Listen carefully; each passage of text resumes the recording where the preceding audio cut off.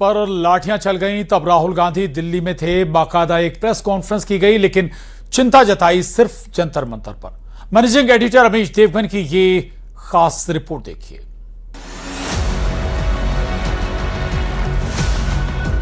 खेत में दौड़ाया गया है, सारा बहुत खतरनाक तरीके मारा गया है। महिलाओं का कपड़ा फाड़ के पीटा है। सरकार के जिस तरह सही है ना, वो ज्यादा नहीं चलेगी। छात्रों की गूंज तो थी, लेकिन उस गूंज को सुनने और समझने वाला, दावा करने वाले नदारद रहे। दिन में पानी बरसा, लाठी बरसी, लाठियां भांजी भी गईं। सोचा रात में बख्श दिया जाएगा, लेकिन रात में फिर लाठी चली और खाकी छात्रों के उसी गूंज को दबाने के लिए सड़क पे उतर गई, जिस गूंज को देश तक पहुंचाने की ठेकेदारी का टेंडर हासिल करने के लिए दिल्ली में जबरदस्त, जोरदार, भयंकर खींचतान हुई थी जंतर मंतर पे। यकीन ना आए तो सबूत देख लीजिए। कांग्रेस के सबसे कद्दावर नेता राहुल गांधी आजकल शहर शहर घूमकर छात्रों की गूंज कार्यक्रम कर रहे हैं, युवाओं से बात कर रहे हैं। 8 अगस्त को भी उन्होंने प्रयागराज में, उत्तर प्रदेश में ऐसा ही प्रोग्राम किया और 10 अगस्त को रांची में स्टूडेंट्स पर लाठियां चली हैं, उनके सर फूटे हैं, उनकी टांगे और पैर टूटे हैं। तब राहुल गांधी दिल्ली में थे, बाकायदा एक प्रेस कॉन्फ्रेंस कर रहे थे जनाब, लेकिन चिंता सिर्फ जंतर मंतर की।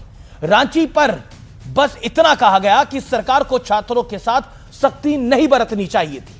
इस बयान के तुरंत बाद झारखंड की हेमंत सोरेन सरकार, यानी कांग्रेस और जेएमएम की सरकार, फिर हरकत में आती है और राहुल गांधी के बयान के बिल्कुल उलट काम कर दिखाया।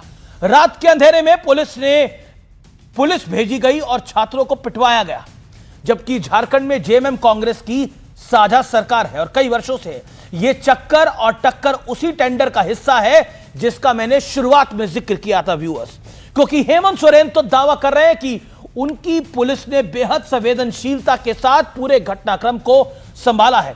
मैं ग्राउंड जीरो पर नहीं था, चलिए जो लोग वहां थे उनकी ही जुबानी सुन लेते हैं, पुलिस कितनी संवेदनशील थी। आइए सुनते हैं। पुलिस आई और यकीन कीजिए लाइट बंद करके इतना मारा उसको बता नहीं सकते। आप लोग महिला को मारे हैं। महिला पुलिस कहाँ है? चोर तलाश पुलिस साहब, कहाँ है महिला पुलिस? हाँ, घर में माँ बहन नहीं है। ये देखो पुलिस वाले, झारखंड पुलिस दौड़ा करके मार रहे हैं अंधेरे में। अच्छा, वो लड़की नहीं देख रहे, वो लड़का नहीं देख रहे, सबको मार रहे। वैसे हेमंत सोरेन ने तो इन स्टूडेंट्स के दावों को जांच की आंच से पहले ही नाजायज कर दिया। वो कह रहे हैं कि परजीवी बीजेपी इस हंगामे के पीछे है। सुनिए हेमंत सोरेन को। लेकिन कभी कभी ये अनेक तरीके के आड़ में छुप कर बैठे रहते हैं और अलग अलग सोर्स से अपने को जीवित रखते हैं। जैसे कुछ परजीवी लोग अपने आप को जिंदा रखने के लिए अलग अलग चारा और इनका इंतजाम करता है, उसी तरीके से आज छात्रों की आड़ में अपनी ताकत का इजहार कर रहे हैं। हद तो तब हो गई जब हेमंत सोरेन के मंत्री इरफान अंसारी ने बाकायदा एक प्रेस कॉन्फ्रेंस करी और यह दावा कर दिया कि पुलिस ने छात्रों के खिलाफ कोई बल प्रयोग करा ही नहीं है, कोई कार्रवाई करी नहीं है। गजब अंधेरगर्दी है जनाब। लेकिन सवाल है कि अगर बीजेपी के नेता और अखिल भारतीय विद्यार्थी परिषद के कार्यकर्ता स्टूडेंट्स के साथ खड़े हो तो परजीवी बताया गया, लेकिन जंतर मंतर पे लेफ्ट स्टूडेंट्स विंग की मौजूदगी वैधानिक अधिकार थी क्या? सिर्फ लेफ्ट ही क्यों? डिंपल यादव जी, शरद पवार जी, सुप्रिया सूले, महुआ मोइत्रा, उद्धव ठाकरे, संजय राउत, अरविंद सावंत, चंद्रशेखर आजाद, महबूबा मुफ्ती, कीर्ति आजाद, पवन खेड़ा, अगले नाम पर गौर कीजिएगा, झारखंड मुक्ति मोर्चा की राज्यसभा सांसद, जेएमएम की राज्यसभा सांसद महुआ माझी। लेकिन हेमंत सोरेन के मुताबिक परजीवी कौन? Bharatiya Janata party, BJP. आपको बीजेपी से बदला लेना है, बीजेपी से आप बदला लीजिए, अपनी सियासी रोटियां सेकिए, लेकिन छात्रों के साथ क्यों? और जो इस तरह के कुतर्क को जनता तक पहुंचा दे वो पत्रकार नहीं, वो गोदी मीडिया का हिस्सा। बात जब टेंडर वाले उम्मीदवारों की हो रही है तो सबसे लायक उम्मीदवार को नहीं भूलना चाहिए। सीजेपी यानी कॉकरोच जनता पार्टी इसे आम आदमी पार्टी का छोटा रिचार्ज भी कहा जा रहा है। इसके कुछ सबूत भी सामने आए हैं। ऐसा इसलिए क्योंकि सीजेपी के तमाम सूरमाओं की आम आदमी पार्टी में इंटर्नशिप हुई थी। और अंदाजा लगाइए कि इनके मेंटर कौन होंगे। जी सही समझे आप, यानी कंपटीशन बेहद कड़ा है, सियासत में भी और सिनेमा के सितारों के बीच भी। रांची में स्टूडेंट्स पिट गए, लाठियां चल गई। लोग पूछ रहे हैं कि धर्मेंद्र प्रधान के इस्तीफे के बाद शानदार नृत्य करने वाली सोनाक्षी जाहिर कहां हैं। सोनाक्षी जाहिर, अब उनका विवाह हो गया तो विवाह के बाद तो विवाह वाला के बाद वाला नाम लिया जाता है। अली अफजल की पत्नी रिचा अली अफजल कहां है।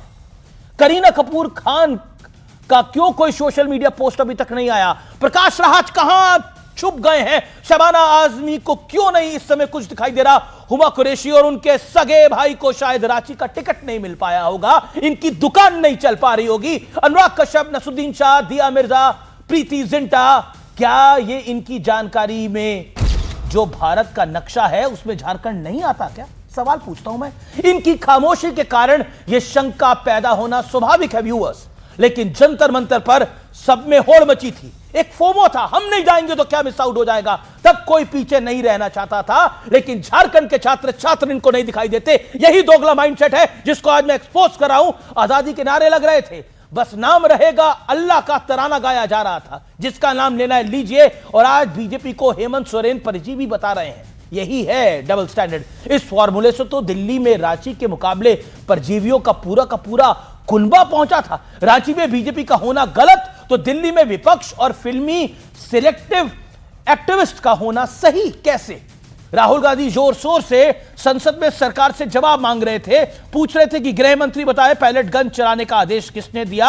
अब बीजेपी पूछ रही है कि राहुल गांधी जी बताइए रांची में स्टूडेंट्स को किसने पिटवाया। जवाब मांगने वाले राहुल से जब जवाब मांगा गया तो वो नदारत हो गए। देखिए क्या इंटरेस्टिंग सदन में हुआ है। अमित शाह सदन में आओ, सदन में आओ, सदन में आओ, अमित शाह सदन में आओ। वक्त बदल गया है, जज्बात बदल गए हैं, हालात भी बदल गए हैं। पीछा करने वाले खुद का पीछा होते ही लापता हो गए हैं।